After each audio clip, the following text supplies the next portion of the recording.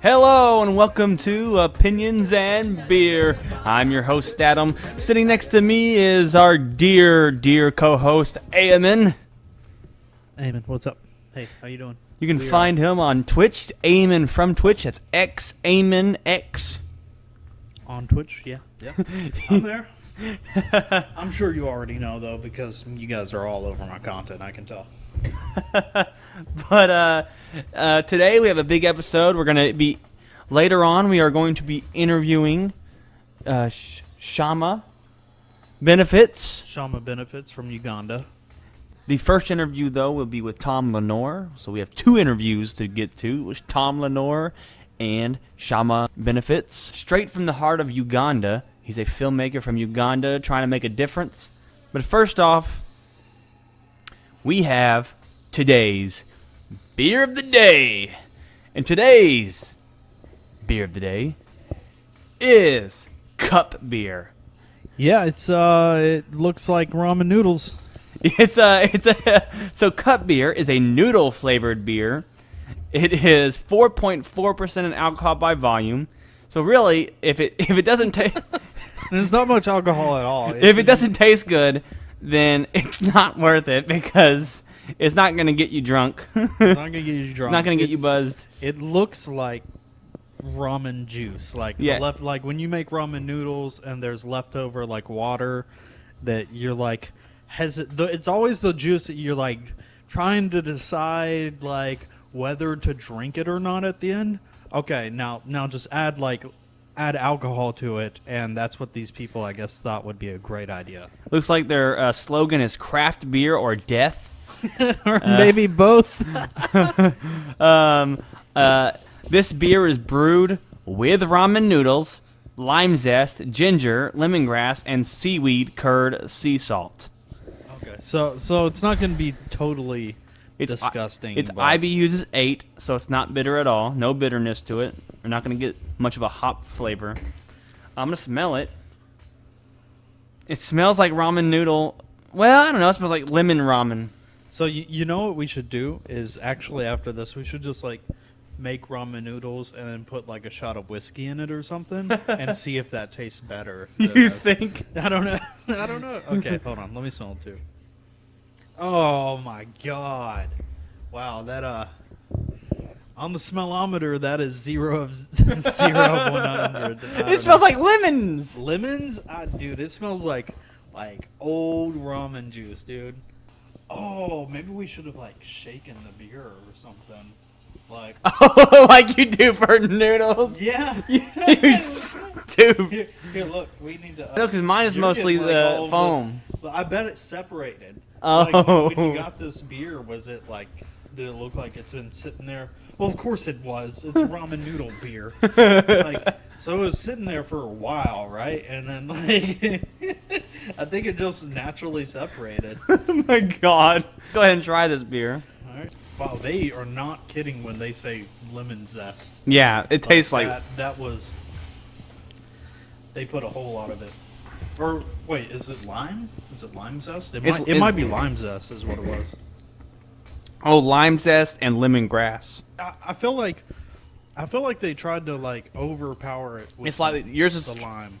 Yours is a little stronger than mine. I got more lime. You think so? That's weird. I think because mine was mostly foam.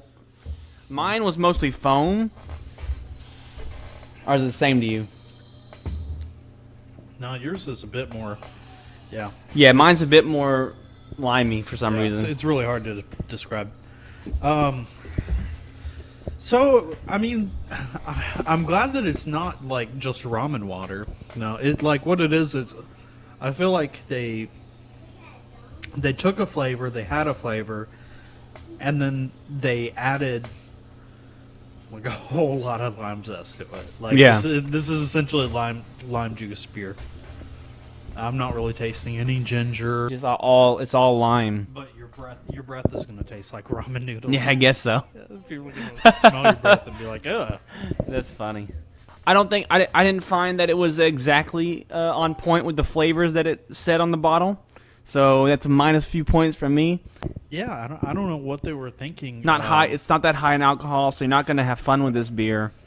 It's interesting. I think anything, the aesthetics of the bottle, and the aesthetics are nice. Like the beer, like it looks intriguing, and the entire noodle aspect of it, like that's interesting. Like this would be a good one-time like gag gift or something. Yeah. You know, or like maybe if you just are bored. If you're bored, common beer, ramen cup beer is the beer for you. Is the beer for you. I'm gonna give it somewhere between a 3 and 4, maybe a 4, 3. There's no flavor to this. It's just lime. I'm gonna give it a 99 cents. Possibly keep you full. That's I know, rating. what the hell? Ramen is cheap, and this was $7. I feel screwed.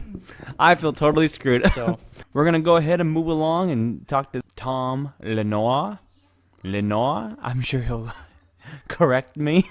I'm horrible with names. Well, a few of our guests recently have been from overseas, and I have that the American disability when it comes to saying names.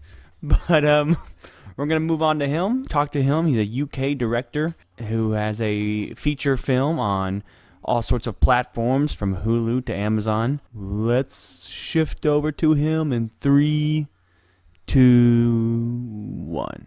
Dom Lenoir. No.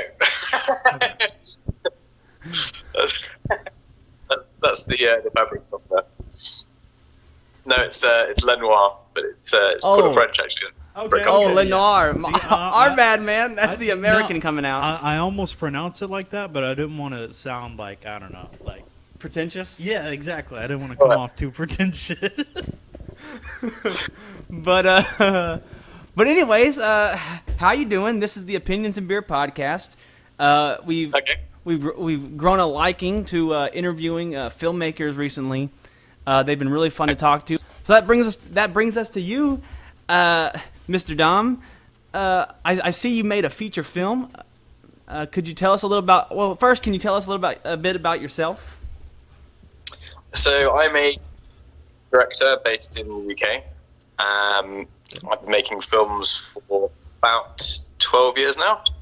And this is my first major feature, which is called Winter Ridge. And it's a psychological thriller with a lot of drama moments in it as well. And it's set in a remote part of England. So my background is I read a lot of fiction when I was younger. I loved the kind of Hollywood scene, stuff like Indiana Jones, Star Wars, all the kind of blockbusters and the classics from America. And I started off making skate films and then slowly drifted into a bit more towards directing. I came across Clint Eastwood as a director when I was at university and watched Mystic River, and at that point I kind of realized I wanted to do directing. So from there, I've kind of been making films ever since. That's really cool. You said skate films? Yeah, skate films, like skateboarding. Oh, skateboarding? How's the skateboarding scene out there? Oh, in the UK, I bet it's fucking crazy. Well, it's funny actually because I was watching that film that Jonah Hill directed recently, mid-90s, and it's all about the LA skate scene.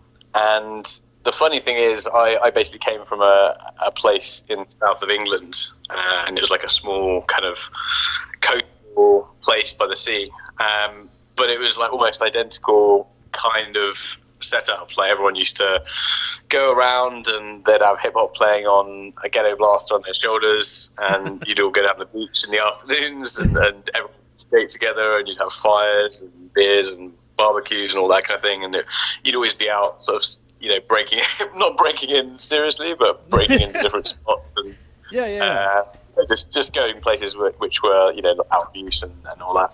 So all of your friends, all of your friends know how to do kick flips, etc., right? Exactly. Yeah. So it was a very simple. And then I went to Venice Beach a couple of years ago, and it was almost like identical kind of just feeling like, you know, the ethos behind skateboarding and that whole vibe. So it's a really cool place to come from, and it's just made some really interesting stories out of making skate films. The skateboarding was never very good, but the stuff that you are you a big Jason Ellis fan? Well, not massively aware of.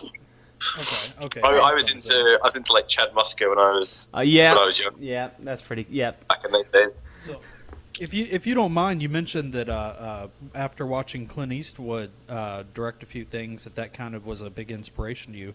What would you say would be the most inspirational movie of his that helped kind of drive you forward? Well, Mystic River was the one that first kind of made me evaluate wanting to be a director. But I'd say $1 Million Baby's probably one of my favourite 2 films in general, and that's probably one of my favourite kind of dramas of all time. It's like a very good, hard-hitting, good message, well directed, kind of meaningful story, which is kind of what appeals to me. Yeah, I remember when it came out and everyone loved it. I don't hear it get talked about enough. Actually, I've noticed. No, and it's a shame. Like sometimes, like really good, simple dramas just don't get the recognition they deserve. I noticed that. I mean, it's not actually directly linked, but I've seen in the Oscar nominations for this year, and there's a couple of good dramas that have been left out, it's surprising sometimes things get overlooked. Yeah, for sure. Now your film Winter Ridge, how did you wrote and direct this, or just directed? So I didn't write it. I was the director, and I was also one of the producers that started the project. So those are my two hats I was wearing while I was doing it. What kind of creative? Do you have any creative freedom being the director on this one, or were you? Was it a little bit more strict? No. So I mean, that's the good thing. That's the good thing about producing, is that you kind of have quite a big say in shaping the project all the way along. Yeah. So just by default, because I worked with a guy called Matt Hookings, who's also the lead actor, and he's a producer. So kind of got the project off the ground, built the crew. We took on the script and kind of developed the script. But we kind of shaped everything from an early stage, and then sort of going into production, I had quite a big hand in sort of finding the locations and organising locations. So it was kind of useful because I was doing stuff that was helping the production save money, but it was also helping me do the kind of film I wanted to do. And then post-production, because the two of the producers were abroad, the other one was away for a little bit, so I kind of did a large amount of overseeing the sort of post-production as well. So it worked out really well, and then when the producers were sort of needed, they were available, so I kind of had the time to do the edit myself and kind of get the video I was after, and then they came in to provide notes, so it all worked out quite nicely for creative direction. Yeah, for sure. I mean, if you're putting forth that much effort, you better have a damn say, right?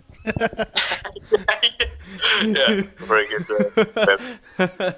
Now, did you guys have the writer involved at all, or did you buy the script?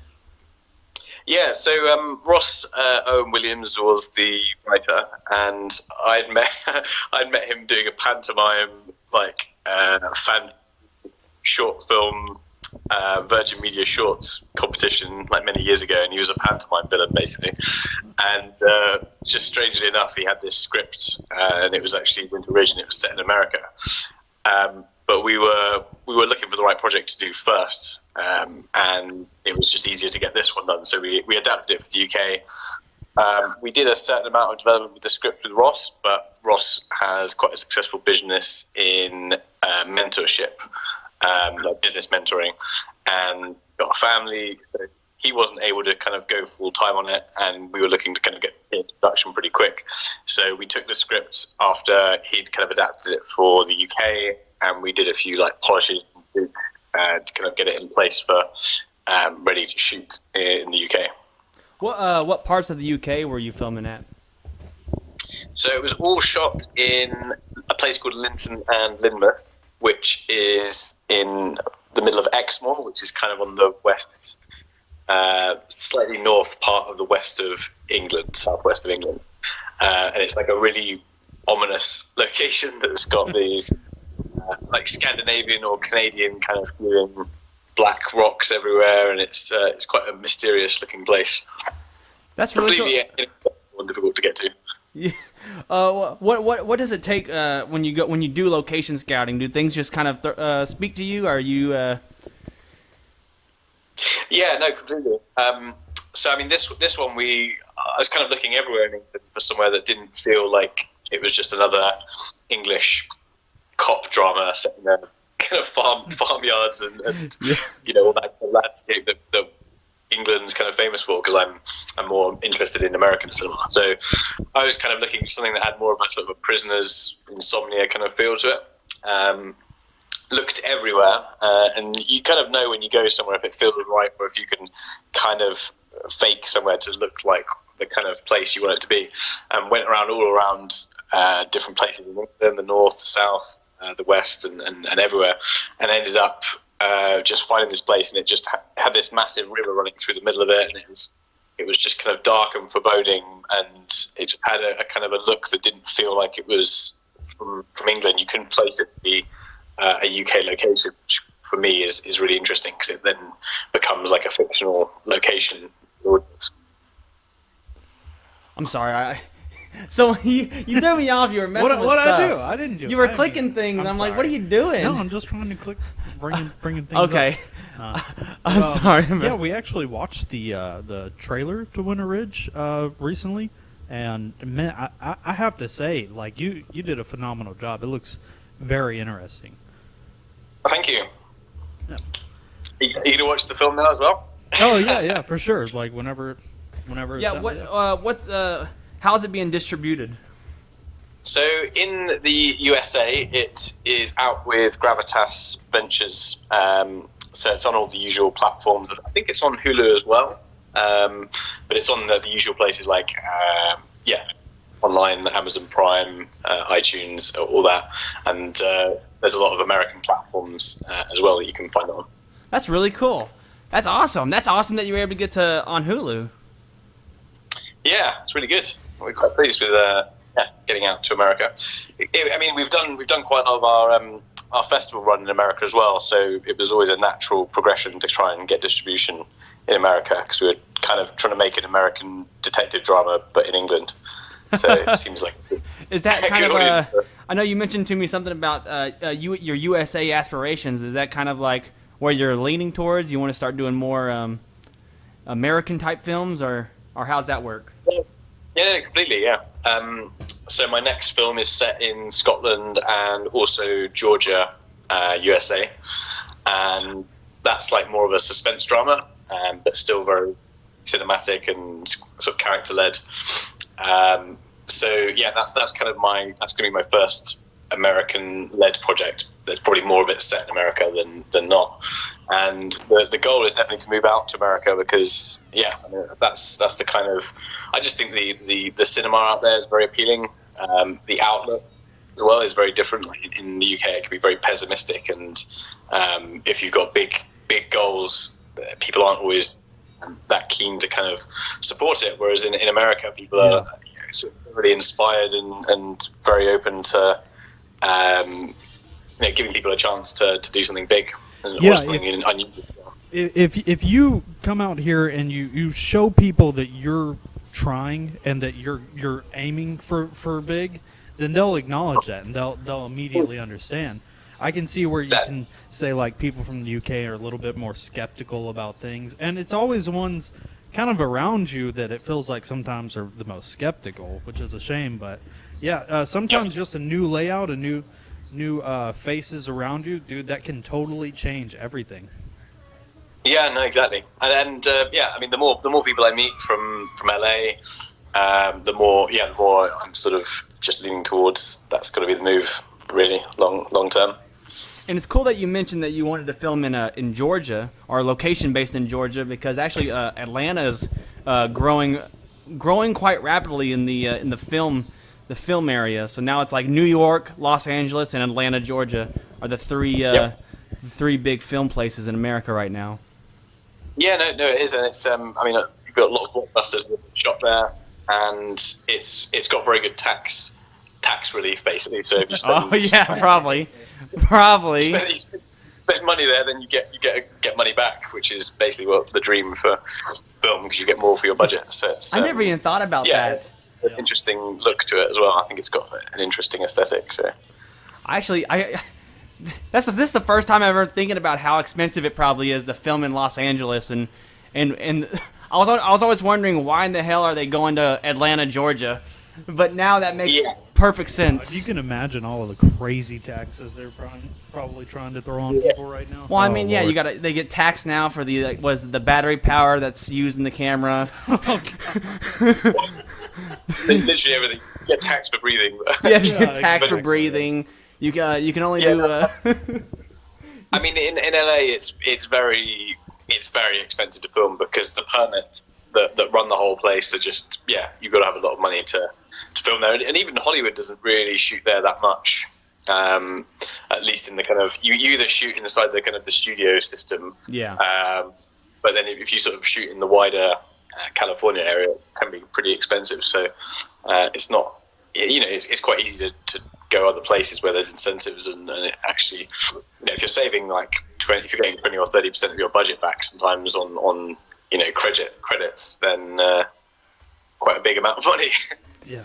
Now I see that your film's being promoted. Or is this being distributed by Camelot Films? Yeah, so Camelot Films are a production company in the UK, and Matt, that I mentioned earlier, the actor in Winter Ridge, is the founder of that company. So his company had a lot of stuff to bring to Winter Ridge, and we also run a film course, myself and Matt, which is also through Camelot, and we do a lot of different things together through the company. So is that how you two connected? So we connected through a guy called Andre Govia, who's kind of a bit of a renegade. He goes around and films in abandoned buildings, and he's got a book that's doing really well. Basically, sort of does a lot of asylums and really interesting kind of derelict buildings. But he's also a cinematographer, and he's also a gaffer. And I met Matt, who was living in a one of those properties where you sort of guardianship the property while it's between being sold or being ready to demolished or whatever. And Andre was friends with Matt. We met looking for a location for my film, and Matt had just written this film noir and was looking for a director. So we kind of connected on that. We did the film together, which is called Shoe Polish, which is on Vimeo. And we kind of went off and developed our own films for must have been like 3 or 4 years, and then kind of came back together for Winter Ridge. Yeah, so it's kind of like a you scratch my back, I scratch yours kind of thing, and then progress from there to like almost a partnership. That's interesting. Yeah, no, I mean basically, Matt's got another bigger project that he was that had been in development for a long time. I'd already done a couple of smaller features, and I was looking to do like a first sort of major one. And for him, it was like a good middle ground for somebody to invest in with less risk than something that costs like £4 or £5 million. Yeah, exactly. And it gave you a platform to be able to. It's really cool, man. I'm liking the sound of it. So, do you think that you're going to be working with Matt on your next project in the future as well? Yeah, no, I'm sure it's a collaboration. I mean, the thing is with film, sometimes you go away and you make a couple of projects, on your own, or different people have different things that they're doing. But generally, you always end up working together in some capacity. So hopefully, he'll be on my next one. It depends on whether his boxing film goes first, because that's possibly going to be at the same time as my next one. Yeah, I mean, he's planning to move to LA as well. I'm aiming for here, so definitely a lot of American films to collaborate on in the future, hopefully. That's really cool. Now, going back to Winter Ridge, I want to talk a little bit more about that. How long, from start to finish, how long did it take you to do the project? So it was actually really quick. It was less than a year from getting the script from where it was set in America to developing it and shooting the film and getting the whole thing edited and sort of done post-production. It was about a year. It was like October till October. And then we spent the last year basically doing the festival circuit, and we also had a run in the UK, so it was kind of a year for filming and a year for promotion. Well, that's really cool. Did you experience any difficulties while filming? Many difficulties, yeah. There's always difficulties in film. The main issue was we had 17 days to shoot, and we were over 25 locations. That's 8 pages a day, which is kind of double what you'd like to be doing. There was lots of complicated stunts. We were in the middle of nowhere, and one of our main locations, which was a hospital, fell through overnight in the middle of the shoot. So we had to kind of completely reschedule, send people back to London to bring hospital beds down. We had to plaster walls and redo these 3 different locations to look like different bits of a hospital. So that was all incredibly hectic. Yeah, quite Jesus. Really. That's a lot of stuff. Yeah, I can imagine a film of this magnitude would have quite a bit of things going on. Yeah, for sure. So what would you say, in your opinion, is your favorite part of the filmmaking process? I know that's a broad statement, but... It's very... I mean, I think shooting is generally the most fun. It can get quite tiring, but the kind of the community that you have on set is always very enjoyable. So that's probably like the most thrilling part. There's a certain buzz that comes from when the project's starting to, you get that first spark where it's like starting the engine and it's, everything really starts to kick into gear. That's always a really good moment as well. And I guess one of my other favorite moments is probably not even necessarily the edit, maybe like because the edit's good because you start to see it come together, but it's nice when you get into the color grade and you can put the kind of the look of the film on, and it's quite a relaxing process, and doing tweaks on that and the sound, it's a nice kind of wind down from all the havoc of production. Yeah, most of the problems are already behind you, so you can see the end and goal. Yeah, I can see how that'd be really, really comforting. Yeah. Now, obviously, some of the biggest questions from upcoming filmmakers, especially, are like, what kind of equipment were you using? What can you recommend for filmmakers to do and not to do? Well, that's a very big question.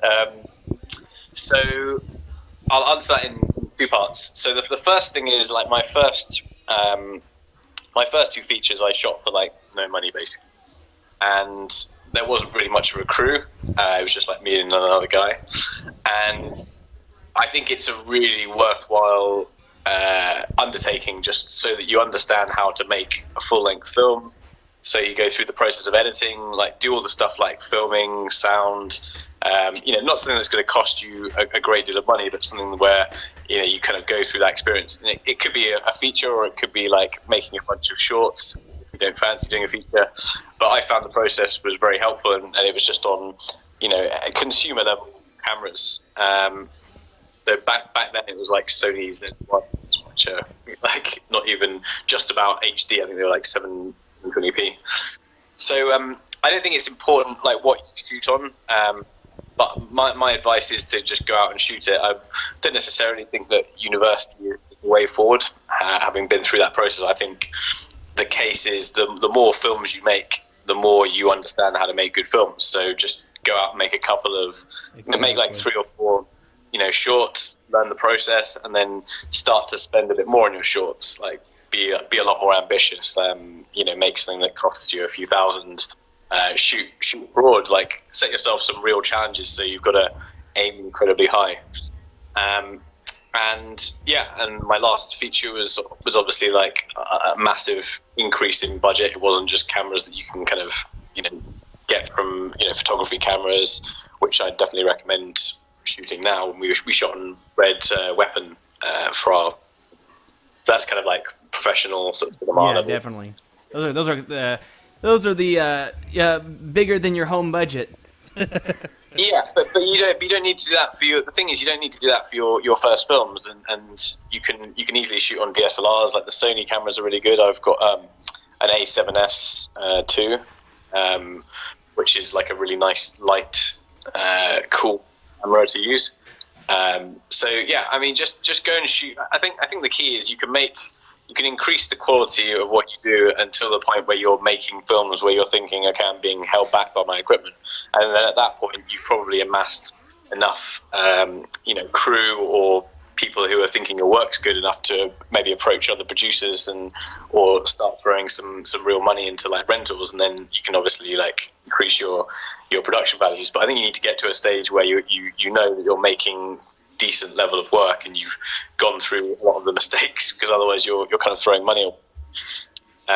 But I'm also just to mention another thing, like I'm running a film event as well, which we're hoping to move to LA at some point and do a couple out there. The first one is in London on 29th, which is a week, and it's called Make Your Film. And it's with Giles Alderson, who's from the Filmmakers podcast. I'm not sure if you've heard of him. But it's basically we're trying to get panelists together to literally go through the process of how to make your first feature film. Because I think there's a lot of courses where and sort of panel talks where people are just sort of explaining that they're established and they're sort of talking about their recent projects. Yeah. But Instead, you're kind of using it to help build up other people as well, is what you're saying. It's kind of like the training process almost. Exactly, and I think it's important because not enough people do try and give back to the independent film community. Like it is always a struggle, and I think there's a lot of people that tell you no in the institutions, and you've got to listen to people who've found inventive ways, because you'll save yourself a lot of headaches, basically. Yeah, you're doing a great job with this, and the fact that you're going out of your way to try and help others and giving such helpful advice. Everything you just said right now, like all of those beginning filmmakers, they're going to sponge that in, hopefully, and that'll help in the long run. Well, let's hope so. Yeah, that'd be great. Do you think that it's teachable for everyone, or do you think that some people just may never get it? I think that's a difficult question. I think that everyone has the ability to be a good filmmaker. I don't necessarily think everyone has what it takes to make an Oscar-winning film. But I don't think that's like an incurable thing. I think it comes down to life experience. I think it comes down to your taste in films. Like, I think one of the most things I've noticed is like people's taste in films says a lot about what kind of level of film they're able to make, and if you can understand the kind of the difference between the subtleties and what makes a bad film versus a good one, and you kind of hone into what that kind of what that important essence of being human is, and you can kind of really tap into those deeper layers of psychology and emotion, then you're really able to hit that kind of top level of filmmaking. And I think some people maybe struggle because they haven't gone through the life experience, or they haven't kind of thought about things in a certain way.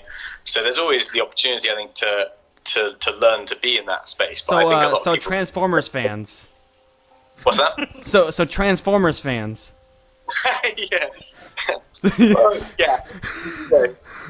Transformers is. You don't think they can? You don't think they're making Oscar level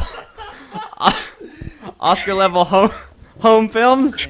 Don't shit on I haven't seen Transformers. Okay, so Bumblebee. Hold it back a bit. No, that's all right. It's an Oscar award winning. Yeah. Sorry. Taking it back a step.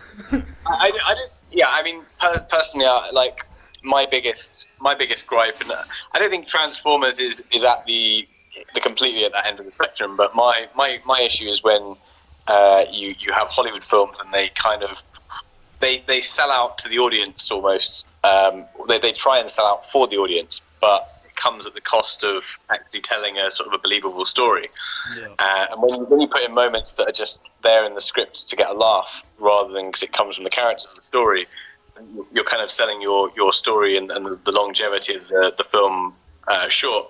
And I think with people like Christopher Nolan, you show that you can actually have quite cinematic and sometimes cheesy Hollywood that still feels believable in the large part. And I think that's the key really, is to, and it all comes down to the script and whether you've got a good script and whether you're not, if you just hack out all the scenes that seem like a bit less action filled because you think it's gonna do well with the audiences, like, fair enough, but you're not going to have a coherent story, and it might not be as memorable a film as it could have been. Yeah, exactly. You're exactly right. Is there anything that we missed? Is there anything you would like to plug or mention? No, I think I've kind of plugged everything. You kind of covered it all. Well, I just want to thank you. Thank you very much for being on.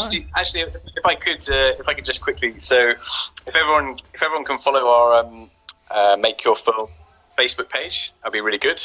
I think it's either Make Your Film or Make Your Film 2019. So if you guys could all follow that, because we're going to definitely try and do an LA one soon. Also, if you could follow Winter Ridge and see if you can get a copy, give it a nice review if you watch it. And I'm available on Instagram, Facebook, and Twitter as Dom Lenoir, not Lenoir. So there we go. Dom Lenoir. All right, thanks, Dom. We really appreciate having you on and taking the time to talk with us. Oh, thanks very much for having me. Yeah, thank you. Take care, man. Okay, catch you later. Okay, we're going to move right along here. We got an interview coming up. We're going to switch over very shortly. Hopefully everything goes well. I know it's pretty late over there in Uganda. Right now, I think it's close. It's closing in on midnight with them. So I know he's pretty tired. So let's go ahead and shift over and see what we can get and what we can learn. All right. And we're going to shift over in 3, 2, 1. Okay, man. Perfect. So I'm glad to finally have this interview. How do we pronounce your name? I'm Shammah Benefits from Uganda, Africa. Oh, that's really cool. Yeah, very interesting. Yeah, you're in the future. You're 9 hours ahead of us. That's cool. It's cool connecting with you guys. Can you tell us a little bit about kind of what you do?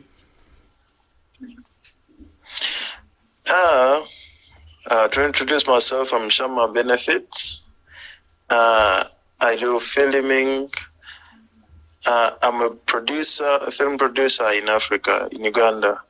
I have an agency. It's called Alpha Film Academy. I'm a director on board. This agency is registered as an association, as a CBO, a community-based organization, registered under the Ugandan Act. But most purposely, we're going to talk about my role in film production, and then the B Awards. How does your academy work? Like, what do you work on? Mostly, we work on social films. We work on film. We work on films that speak about the African social life of living. Me personally, we started to start with. This academy was founded in last year, in around March last year, 2018. I myself founded. I started it with a number of people, a couple of people, like 3 or 4. But now it has grown to around 30 to 40 people, members that are registered under the academy. This academy was started with the main purpose of giving skills to youth around the area, because where I'm living, we have so many unemployed youth. Some of them are studied, some of them went to school, but they don't have jobs, and some of them never went to school. So we are bringing them back to the skills stuff. We are like, it's like a beginning of something that is not existing. Yeah, so the academy is mostly to skill the youth to show them what they can do, get the talent out of them, build this talent, give them what they don't have, and then promote them to bring out something that is productive to the community. Wow, that's very commemorable, man. That's really cool. Yeah, how is life in Uganda? We don't really hear much about Uganda over here in the States. What's all happening? No, it's very limited what we hear.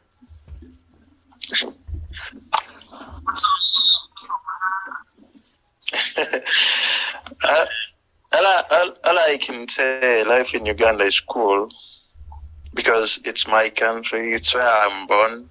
It's where I'm raised. It's where I've studied, and it's where I've got everything that I have. I should say life in Uganda is cool. You should get some time and come and check out Uganda. Personally, I'm living in a state or district called Iganga. Some very many kilometers from the city. It's one of the districts in the eastern Uganda, in the eastern of Uganda. So the life in Uganda is cool. The economic status is not so cool. Just like, because even when you Google, you can know about Uganda. So many things can tell about Uganda. Firstly, right now, when you Google, you'll know they bring only two people, Bob Wine and President Museveni. Uganda has one of the longest serving presidents in the world. And then Uganda has Bobby Wine, the once a pop star, now a legislator, and wants to be a president, and the strongest opposition. So I think He's the one that's another hiding thing. currently? I believe AMN asked if he was is he the one that's in hiding right now? Who's in hiding? Yeah, the pop star that was trying to run for president, or is the main opposition you? The pop star is in Washington currently. Oh, okay. He was in Jamaica for the whatever a festival where he was invited to speak out to the youth, and then make his music performances. Currently, he's in Washington D.C. to meet some Ugandans there, and then he will be back in Uganda after some days.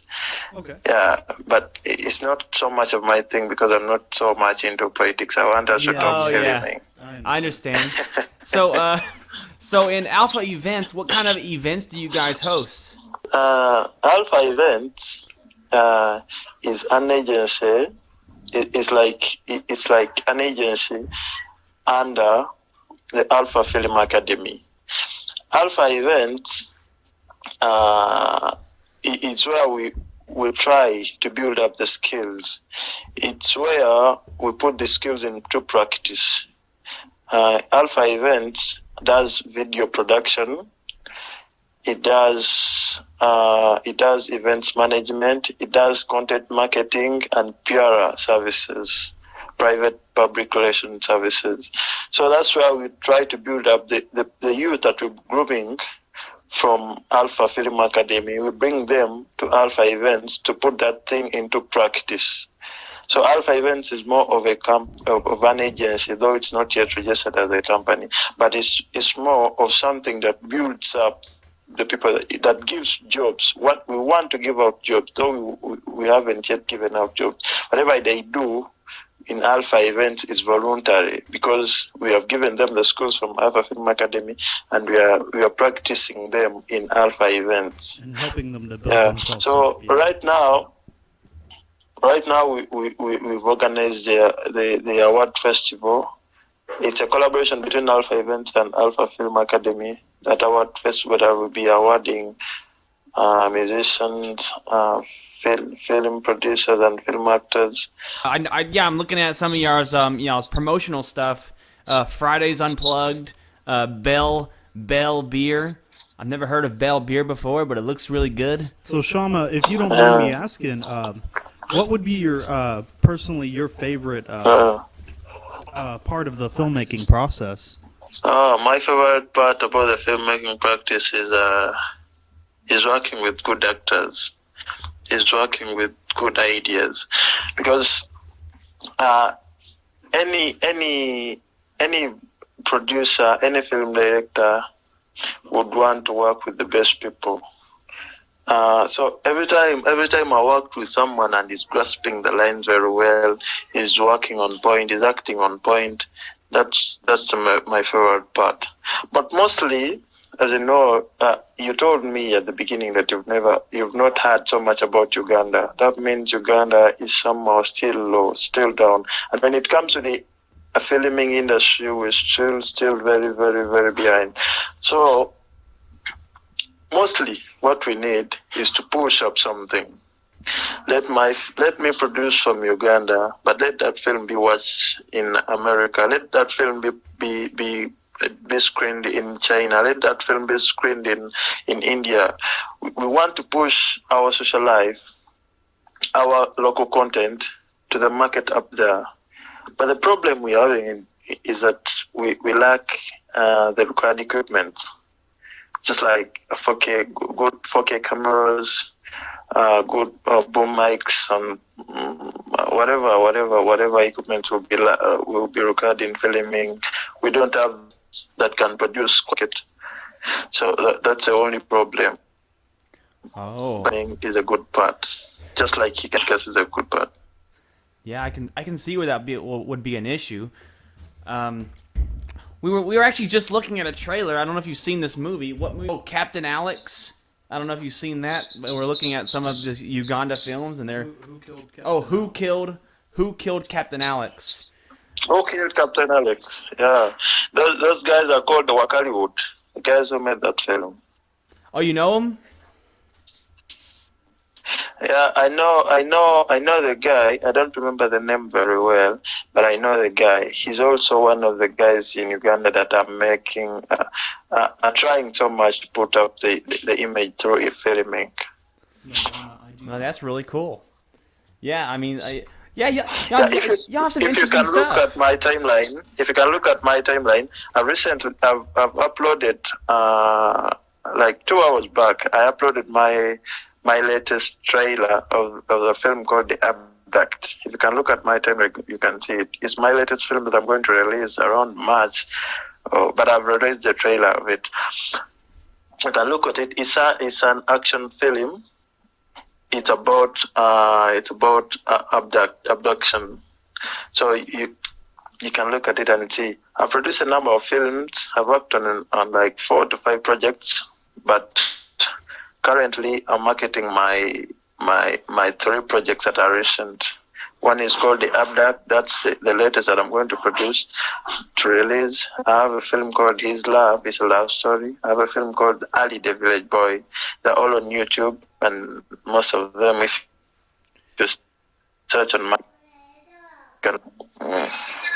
Yeah. Did you run into any issues while filming The Abduct? Oh? Yeah. Did you happen to run into any problems while filming the Abduct? The Abduct, yeah. Of course, because so many problems. The most problem, I want to be open to you, the most problem that we are having, mostly in my film production agency, is that I am the director, I am the cameraman, I am the producer, I am the editor, I am the executive producer, I am the finance, and I'm everything. So the mostly problem that I'm suffering is the budget, meeting the budget need requirements. That's the biggest problem that I'm always facing in all my films, because I have to hire equipment that I'm going to use. I don't have professional equipment, so whenever I need to do a film, I have to hire equipment. I have to pay the crew that's going to help me. I have to buy food for all the time that we're going to spend. A lot of things. So the biggest problem is meeting the budget needs requirements. Okay. What was some of the inspiration that helped drive this movie, The Abduct, if you don't mind me asking? The inspiration that does what? What was the inspiration for your film, The Abduct? The Abduct is, I should say it's like a true story. The Abduct, when I was writing that film, based on a suburb that is in my home district called Iganga. This is where I live. But there's a certain suburb where young girls and young boys are driven into acts of drug dealing, acts of smoking, acts of drug abuse, and other acts, evil acts, just because they don't have the good finance. They don't have finance. They don't have the good life. Excuse me. They don't have the good life. They don't have the finance that they need. So they end up doing the bad things. They end up doing evil things. They end up stealing. They end up using a lot of drugs. They end up dealing in drugs and selling whatever is not legal in the government of Uganda. So driven me to write that film. And so you're essentially using this whole process to help build up the people around you and help them to have better futures. And that's what I'm trying to do. And that's why I started an organization. I could have registered a company. I could have registered my own thing. I could have started an investment in that small money that I used to register an organization and invest in whatever I've invested in the organization, however small it is. But I wanted to build a community, to put an impact on my people. Because me, myself, I did mass communication and some part of filming at the university. But mostly I did mass communication and majored in journalism. But I'm not a journalist. I'm not practicing journalism. I'm doing some other thing, which is filming, film production and marketing. And so it means if I can impact, if I can teach, if I can skill other youth, they can also be something in the future. They can also teach others in the future. They can also transform lives of people in the future. That's what I believe. How many films have you had submitted to the BEE?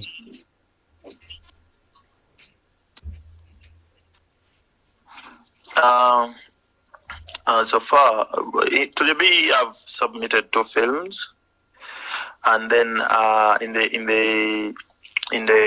the category, I've submitted 2 films, but again, we are nominated in 2 categories. We are nominated as the best in the category of best film agency, the best production group, which is Alpha Film Academy, and then we have two nominees in the category of best actor in film. One guy is called Richard Modasi, the one who acted in I, the Village Boy. And then the other guy is called Timothy.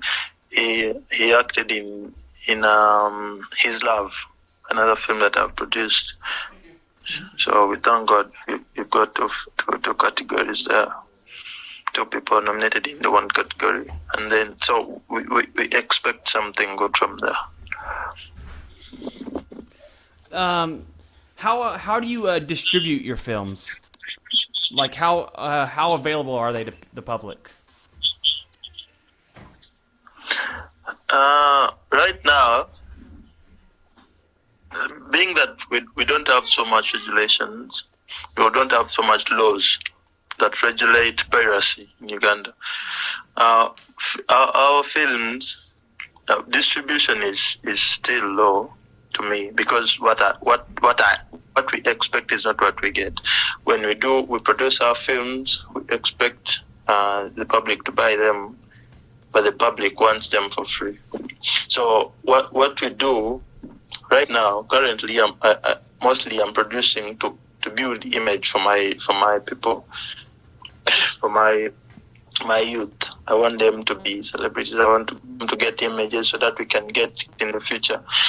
Right now, in distribution, when we produce a film, we put it on DVD.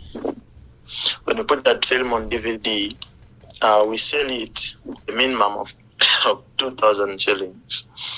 $2,000. 2,000 Ugandan. No, not $2,000.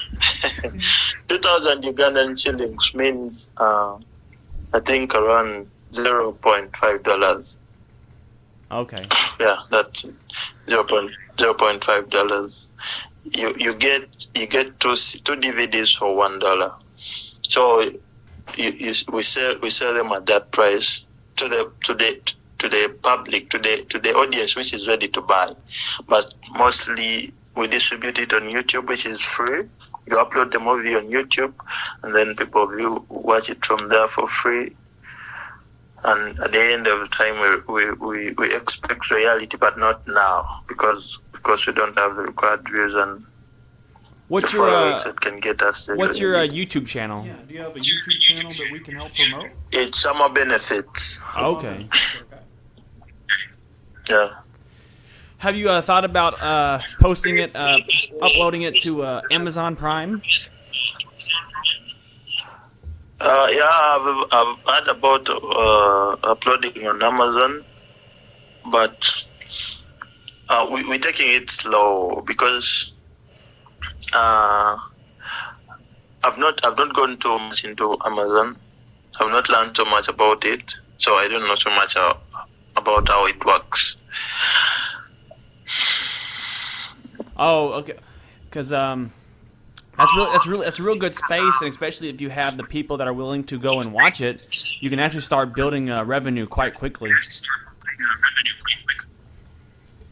Yeah, I applied for that on YouTube, but I've not yet gotten the required views, the required watch time, and the subscribers. You need 1,000 subscribers. I think I have only around 60 something. Shit! I don't have bad subscribers.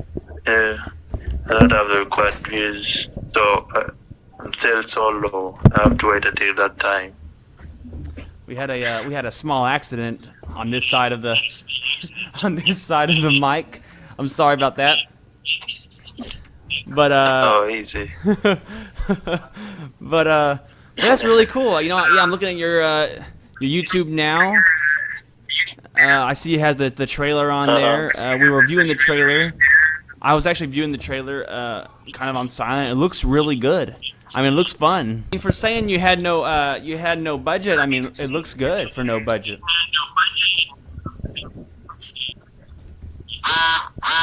Yeah. So I can tell that you put a lot of work into it. I shouldn't say I put so much work on. I put so much work on here because, just like you've seen, the budget is not so high. I used one camera. I used my Canon 1200D. I didn't have a boom mic, but I tried to manage the production, the sound production. So How long? it is just low budget. Yeah. How long did it take you to film that movie? 1 week. Well, that's pretty good. 1 week's pretty good. They were on top of it, but he's renting equipment, so I understand the rush. that's Yeah. really good. How long is the feature film gonna be? It's going to be around 45 minutes. 45, Okay. 50 minutes. That's not too short. That's a little bit above. I think anything above 30 minutes is kind of like right there in the middle between short film and feature. So that's pretty good. So what all do you have plans for in the future? What can we look forward to from Shammah Benefits? What you have to look forward to is more production from Africa, more stories to this everyday thing. This is where I grew up from, but it's like I'm getting to learn new things from people, the old ones and the new ones. getting to learn new things. And from those new things that I learn from them, I can get new stories. So just expect new films, just expect new content marketed every time on my timeline and my channels. Just expect everything good from Shammah Benefits. So I know that you wanted to talk about the BEE Awards a little bit and how that affected your company. The awards, first of all, it's the Busoga Extreme Excellence Awards. Busoga is a sub-region. Okay. It's a sub-region in Uganda. Busoga Extreme Excellence Awards organized with an aim of rewarding excellent efforts in film, fashion, and media. We have gotten nominations. They are nominating. The team is voting from the voice of things, the voice of categories, and the best song, the best designers, and a lot more things. Currently, I'm just calling upon all filmmakers to submit in their works, their links on the email beeawardsuganda@gmail.com, and so that they can be screened during the award night. Even though you don't have you're not nominated in any category, your good works can be screened. We can get that good part that we can screen so that your work can be seen to the world, can be seen in Uganda and seen by Ugandan people. Yeah. Well, that's really cool, man. Is there anything else you'd like to say before we conclude? Yeah, I'd like to say thank you to Adam Morgan and the podcast. The podcast. I'm forgetting the name of the podcast. It's called Opinions and I Beer. want to say the what? It's the podcast is called Opinions and Beer. Okay, the Opinions and Beer. I want to say thank you to the Opinions and Beer podcast for giving me this great chance, the wonderful chance to speak to the nation, to speak to the world, and tell them my ideas, and give them what I do, and introduce them to what I do. Thank you to Adam Morgan and the producer. And then I want to call upon everyone who is ready to support. To support our agency, to support the youth down here that are ready to be skilled, but they don't have that good support. Everyone out there, I want to call you. You can get connected to me through Facebook. My Facebook account is Shammah Benefits Alpha, or my Facebook page, which is also Shammah Benefits. You can get to us through Alpha Film Academy Facebook page. You can follow me on Instagram at Shammah Benefits, on Twitter at Shammah Benefits. Also my email is shammahbenefits@gmail.com. And then we get connected so that we can transform the world together. It's so big to lay a stone on something that is transforming the world, because that's what we can do right now for the future. All right, thank you, Shammah, and you'll be able to listen to the podcast. I'll send you a link to it when it's uploaded, but it'll be uploaded probably for you would be the 26th. So that's going to be Saturday. You'll be able to no Friday, the 25th. So you'll be able to hear it Friday.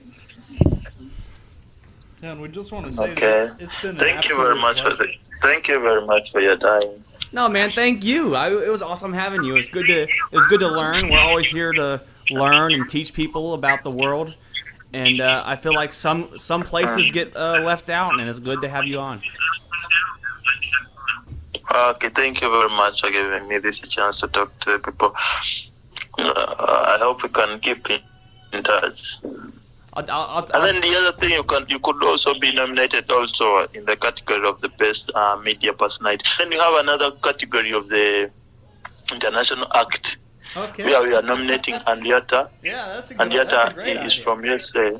We are nominating DJ Grand, is also from UK. We are nominating some other people from different worlds. It's an international act award. We are giving it out. So you can also be nominated in the B Awards. Then let the chance go. And we'll both be winners. How about that? Hell yeah. That's awesome. But, all right, man. I hope you have a good night. I know it's late over there. Yeah, stay safe. Stay safe. Okay. Okay, thank you. Well, that was Shammah Benefits, and before that, we spoke with Dom Lenoir. Great guests. Those were some good interviews. That was fun. That was really fun, and we have way more in store. So make sure to subscribe to all of our channels. We're on iTunes, Spotify, Google Play. Please follow us on our Facebook group. Join our Facebook group. Follow us on Instagram. Follow us on LinkedIn. Follow us on Twitter. Everything is opinions and beer. Yeah, good show today. I think we had a good show. I think there's a little bit of technical difficulties with with some of the audio, but you know what? That shouldn't matter. But that's just my opinion. And today we were drinking cup beer, noodle flavored beer. This was ramen noodle beer. And it was okay. Or decent. It was fine. It was whatever. We drank it. And that's also my opinion.